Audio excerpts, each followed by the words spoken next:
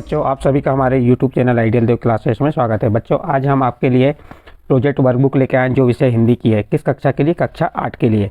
आपको अपने स्कूल में प्रोजेक्ट कार्य करना है, तो प्रोजेक्ट कार्य कैसे करना है हम इस वीडियो के माध्यम से आपको बताएंगे। ठीक है, चलिए प्रोजेक्ट वर्कबुक हिंदी विशिष्ट कक्षा 8वीं। चलिए इसका प्रोजेक्ट 1 देखते हैं। हम प्रोजेक्ट 1 क्या दिया है? प्रायोजना कार्य 1। इसका उद्देश्य क्या दिया है? उद्देश्य में है मुक्तानंद जी के समान आपके आसपास क्या ऐसे कोई मनोरंजक पात्र हैं?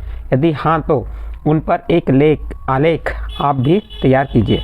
देखिए उद्देश्य में इसमें क्या कह रहा है, मुक्तानंद जी के समान, जो मुक्तानंद जी थे उनके समान आपके आसपास क्या ऐसे कोई मनोरंजक पात्र है? यदि हाँ तो उन पर एक आलेख आप भी तैयार कीजिए। चलिए प्रस्तुतिकरण में मुफ्त में है तो 1 नहीं 2 दीजिए। देखिए यहाँ पे क्या है, प्रस्तुतिकरण में मुफ्त में है यानी मुफ्त में मिल रही है तो 1 नहीं तो 2 दीजिए। देखते हैं यहाँ पे, मुक्तानंद जी की ही तरह हमारे पड़ोस में भी एक सज्जन रहते हैं। किसकी तरह? मुक्तानंद जी की ही तरह हमारे पड़ोस में भी एक सज्जन रहते हैं। नाम है विचित्रानंद। क्या नाम है? विचित्रानंद। नाम के अनुरूप ही विचित्रानंद जी के कारनामे भी बड़े विचित्र होते हैं। फिलहाल उन्हें हर चीज़ सस्ती खरीदने का शौक़ चढ़ा है। शायद किसी गुरु ने उन्हें ज्ञान दे दिया कि जो भी चीज़ खरीदो वह मोल भाव करके ही खरीदो। भाव इतना कम लगाओ कि दुकानदारों की तें बोल जाए, और जब तक वह खिसियाकर तुम्हें भगा ना दे तब तक उससे मोल भाव करते रहो। चलिए आगे देखते हैं। एक सुबह वह छाते बेचने वाले के पास एक छाता खरीदने के लिए गए। कौन? विचित्रानंद जी। किसके पास गए? एक छाते बेचने वाले के पास एक छाता खरीदने के लिए गए। उन्होंने छाते वाले से छाते का मूल्य पूछा। छाते वाले ने एक छाते की कीमत 200 रुपये बताई। छाते वाले ने क्या किया? एक छाते की कीमत 200 रुपये बताई। उसके 200 रुपये मांगने पर विचित्रानंद जी ने तत्काल उसकी कीमत आधी करते हुए 100 रुपये लगाई। सुबह बोहनी का समय था। दुकानदार ने न जाने क्या सोचकर 100 रुपये में विचित्रानंद जी को छाता खरीदने के लिए हाँ कह दी। आधी कीमत पर ही तत्काल दुकानदार को राजी होते हुए देख विचित्रानंद जी माथा ठनका। यानी क्या हुआ कि दुकानदार की सुबह की बोनी थी तो उसने सोचा चलो आधी कीमत में ही दे देते हैं। जैसे ही विचित्रानंद जी को पता सोचा कि आधी कीमत में दे रहा है तो उसका माथा ठनका।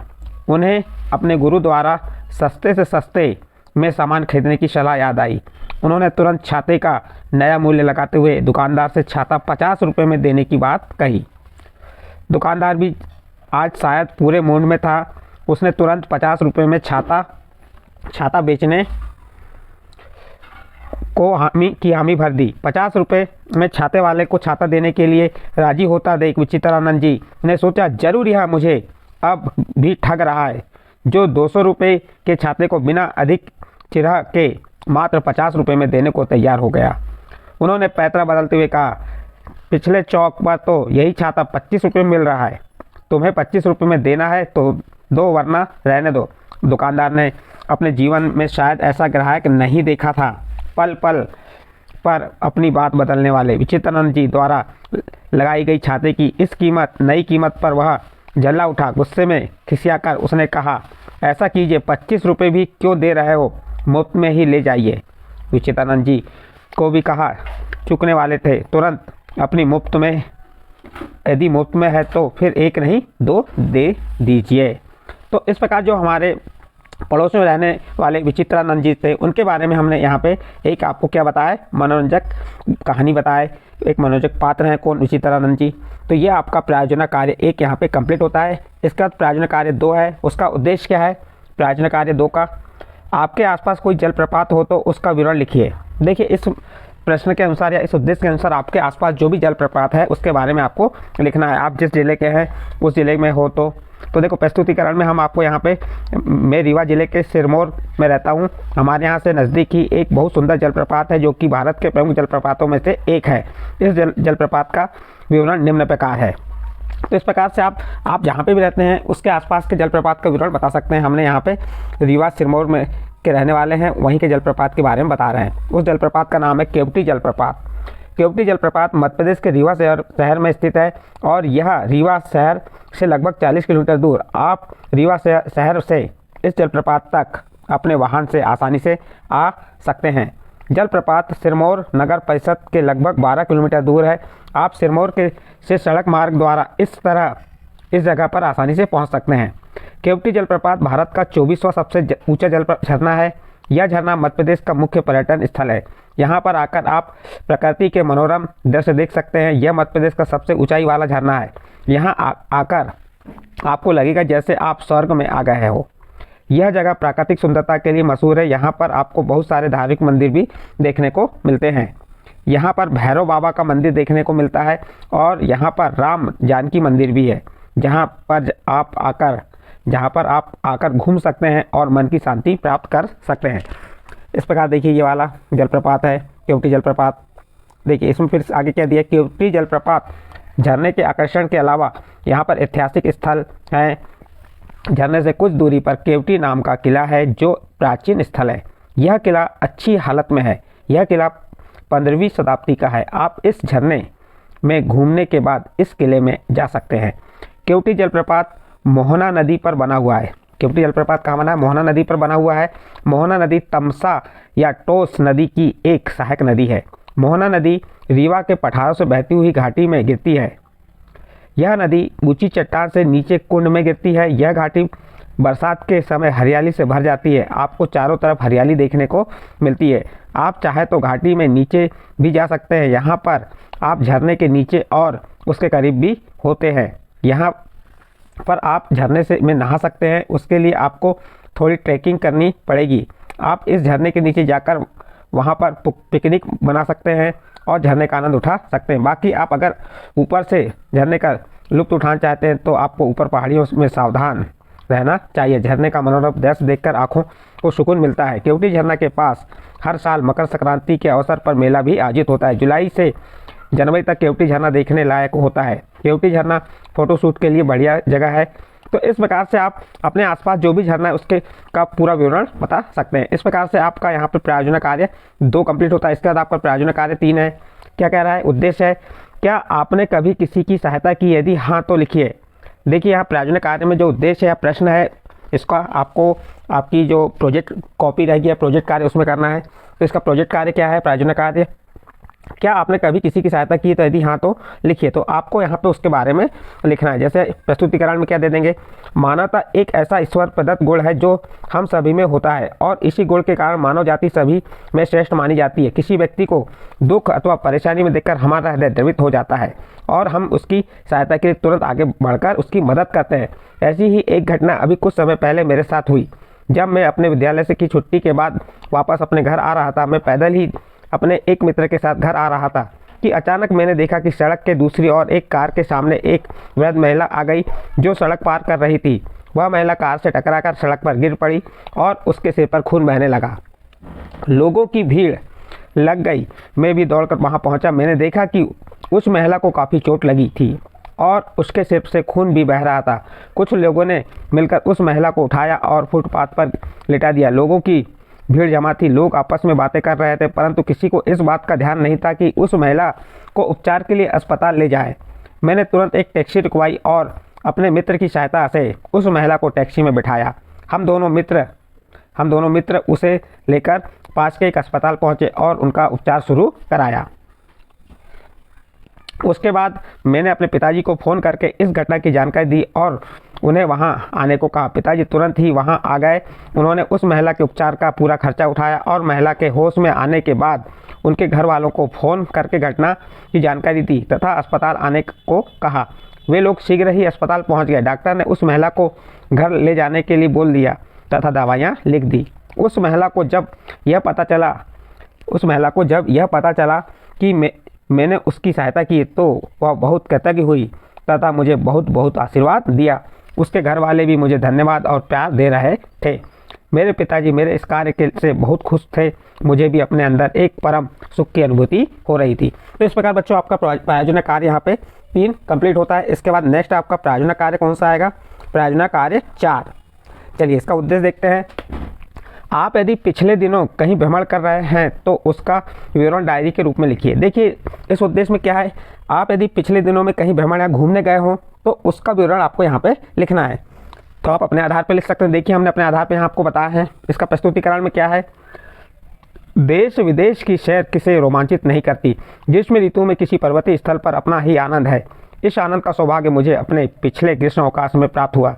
जब मेरे पिताजी ने हमें नैनीताल भ्रमण की योजना बताई तो उस समय मेरी प्रसन्नता की कोई सीमा न रही। किसी पर्वतीय स्थल की यह मेरी पहली सैर थी। यात्रा की शाम में अपने माता पिता भाई बहन के साथ बस स्टैंड पहुंचा, जहां से वातानुकूलित बस के लिए पिताजी ने पहले से ही सीटें आरक्षित करा रखी थी।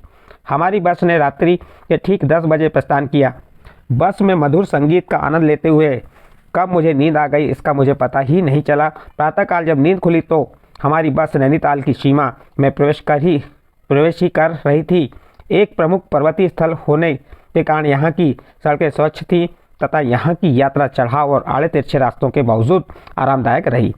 नीचे इन पहाड़ियों की गहराई का अंकन हृदय में सिहरन भर देता और हम भय से नज़र दूसरी ओर कर लेते। चारों ओर पहाड़ों व हरे भरे वृक्ष अत्यंत सुंदर प्रतीत हो रहे थे। तराई क्षेत्रों की भीषण गर्मी से दूर हवा के ठंडे झोंकों व प्रातःकालीन सूर्य की स्वर्णिम किरणें मन को आत्मिक सुख प्रदान कर रही थी। प्रातःकाल नाश्ता आदि करने के पश्चात हम भी पैदल ही होटल से निकल पड़े। बर्फ से ढके चारों ओर पहाड़ों से घिरे नैनीताल में मुझे स्वर्गिक आनंद प्राप्त हो रही थी। स्वर्ग के आनंद की प्राप्ति हो रही थी। बर्फीली पहाड़ियाँ, चोटियों पर सूर्य की स्वर्णित किरणों को दृश्य अत्यंत सुहाना था। प्रकृति की सुंदरता का इतना सुखद अनुभव मुझे इससे पूर्व कभी प्राप्त नहीं हुआ। मैंने कमरे से एक सुंदर छटा को अनेक बार कैद करने की कोशिश की। वे तस्वीर आज भी मुझे उस आनंद का एहसास कराती हैं। नैनीताल में सड़क स्वच्छ थी, यहाँ के घर साफ सुथरे थे। अधिकांश घर पत्थरों के बने हुए थे। इसके अतिरिक्त पर्यटकों के ठहरने हेतु यहाँ कई छोटे बड़े होटल थे। यहाँ एक ताल था जिसे नैनीताल कहते हैं, जिसकी प्रसिद्धि के कारण शहर का नाम भी नैनीताल पड़ गया। नैनीताल के एक किनारे पर नैना देवी का मंदिर था। ताल के एक और सड़क व होटल तो दूसरी ओर हरे भरे वृक्षों से लदे पर्वत। इसके किनारे पर बैठने हेतु बेचैनी बनी हुई थी। ताल में स्वचालित बोटों का आनंद उठाया जा रहा सकता है। इसके अतिरिक्त यहाँ पर देश विदेश के सामान की खरीदारी भी की जा सकती है। खाने पीने के लिए यहाँ सभी प्रकार के व्यंजन उपलब्ध हैं। ताल के किनारे पर बैठकर पर्वतों का अवलोकन मन को आनंदित व शांति प्रदान करता है। हमने वहाँ विशेष प्रकार की पहाड़ियाँ नृत्य को भी देखा। यहाँ के लोग प्रायः ईमानदार व अथक परिश्रमित होते हैं। यहाँ के निवासी प्रायः हिंदी भाषी जो मन के सरल होते हैं। नैनीताल का सुखद आनंद मुझे आज ही आकर्षित करता है। निसंदेह प्रकृति की अनुपम छटा का स्वर्गिक आनंद यहाँ पर आकर ही प्राप्त किया जा सकता है। इस प्रकार बच्चों आपका यह प्रायोजन कार्य 4 कंप्लीट होता है। उसमें आपको करना क्या था, प्रायोजन कार्य 4 में आप यदि पिछले दिनों भ्रमण यानी कहीं घूमने गए हों तो उसकी आपको यहाँ पे विवरण बताना, डायरी बताना है। इसके बाद आपका नेक्स्ट आता है प्रायोजन कार्य 5। आप अपने जीवन से जुड़ी ऐसी कौन सी घटना है जो सभी को बताना चाहेंगे, उसे लिखिए। तो देखिए बच्चों, जो आपके जीवन से जुड़ी कोई ऐसी घटना है जो आप सभी को बताना चाहेंगे, वह आपको यहाँ पे उस घटना का वर्णन करना है। चलिए प्रस्तुतिकरण में हम क्या बता सकते हैं, हम सभी के जीवन में कभी न कभी कोई ऐसी घटना अवश्य होती है जो हमेशा हमारे मानस पटल पर अंकित रहती है, हमारे मन पे, हमारे दिलो दिमाग में अंकित रहती है। उस घटना को हम अपने मित्रों, परिवारजनों और रिश्तेदारों के साथ समय समय पर साझा करते रहते हैं। ऐसी ही एक घटना पिछले वर्ष मेरे साथ हुई थी जो मैं सभी को बताना चाहूँगा। घटना का वर्णन, देखिए घटना का वर्णन क्या है। यह घटना वर्ष दिसंबर माह की 12 तारीख की है। उस दिन मेरा जन्मदिन होता है। मेरे जन्मदिन पर मेरे माता पिता ने मुझे और मेरी छोटी बहन को लेकर मथुरा वृंदावन जाने की योजना बनाई।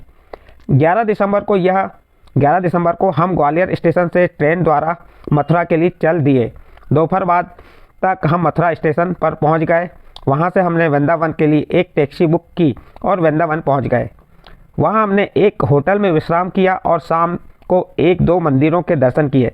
अगले दिन सुबह हम श्री बांके बिहारी मंदिर पहुंचे। वहां काफ़ी भीड़ थी। उसके बाद देखिए दर्शन करने में हमें थोड़ा समय लगा। उसके बाद हमने कुछ और मंदिरों के दर्शन भी किए। मेरे जन्मदिन के अवसर पर मुझे और मेरे परिवार को श्री बांके बिहारी जी के दर्शन करके अपार सुख की प्राप्ति हुई। अगले दिन हम वापस ग्वालियर जाने के लिए मथुरा स्टेशन पहुँचे। ट्रेन आने में समय था। हम सभी प्लेटफॉर्म पर बैठकर ट्रेन की प्रतीक्षा कर रहे थे। कुछ देर बाद ट्रेन प्लेटफॉर्म पर आ गई। सभी यात्री दौड़कर ट्रेन में सवार हुए। हम सभी अपनी अपनी सीटों पर बैठ गए।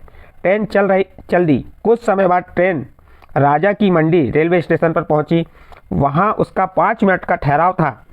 वहां मेरा एक मित्र मुझसे मिलने आया था। मैं ट्रेन से उतरकर उससे मिला और हम बातें करने लगे। अचानक ट्रेन चल दी। मुझे पता ही नहीं चला। मेरे पिताजी ने मुझे आवाज़ दी, तब मैंने देखा और मैं तुरंत ही दौड़ा, परंतु तब तक ट्रेन ने गति पकड़ ली थी और मैं ट्रेन में नहीं चढ़ पाया। देखिए, उसके बाद मेरे पिताजी चिल्लाते रह गए। मेरी माताजी और छोटी बहन भी बहुत घबरा गए। मुझे कुछ समझ नहीं आ रहा था कि मैं क्या करूं। मैं रोने लगा। मेरा मित्र भी घबरा गया। उसी समय वहां स्टेशन मास्टर आए और उन्हें इस घटना की जानकारी हुई। उन्होंने तुरंत ही अगले स्टेशन पर यह संदेश पहुंचाया कि अभी जो ट्रेन यहां से छूटी है उसमें सवार परिवार का एक बच्चा यहाँ रह गया है, अतः ट्रेन को वहाँ कुछ देर के लिए रोक कर रखें। फिर स्टेशन मास्टर ने मुझे मेरे मित्र के साथ एक टैक्सी में बिठाया और टैक्सी ड्राइवर से शीघ्र ही आगरा कैंट रेलवे स्टेशन छोड़ने के लिए कहा। टैक्सी ने 10 मिनट में हमें आगरा कैंट रेलवे स्टेशन छोड़ दिया। मैं तब भी बहुत घबरा रहा था और रो रहा था। मेरा मित्र मुझे लेकर दौड़ता हुआ अंदर प्लेटफॉर्म पर पहुंचा, जहां हमारी ट्रेन खड़ी थी। मेरे माता पिता और बहन ट्रेन के बाहर ही खड़े मेरी प्रतीक्षा कर रहे थे। सभी की आंखों में आंसू थे। मुझे देखकर सभी लोग खुश हो गए। मैं अपने मित्र से विदा लेकर ट्रेन में सवार हुआ। तब जाकर मेरी सांस में सांस आई। मैंने ईश्वर को अनेक धन्यवाद दिए और मन ही मन उन्हें नमन किया। इस तरह हम सकुशल घर वापस आ गए। इस घटना को मैं कभी नहीं भूल सकता हूँ। आज भी उस घटना को याद करके काँप जाता हूँ। तो बच्चों, इस प्रकार से जैसे हमने इस घटना के बारे में बताया, जो आपके साथ जो घटनाएं घटी हैं, आप बीती घटनाएं, उसके बारे में इसका विवरण आपको प्रायोजना कार्य 5 में करना है। इस प्रकार से आपका जो प्रोजेक्ट कार्य हिंदी का था यहाँ कंप्लीट होता है। इसके बाद आपके लिए नेक्स्ट और प्रोजेक्ट कार्य विज्ञान के सभी प्रोजेक्ट कार्य हम इस वीडियो के माध्यम से आपको बताएंगे। यदि आपको हमारे द्वारा जो बताए गए प्रोजेक्ट कार्य हैं ये समझ आए हो तो आप हमारे चैनल आइडियल देव क्लासेस सब्सक्राइब कीजिए, लाइक कीजिए एवं अन्य ग्रुप में शेयर जरूर कीजिए।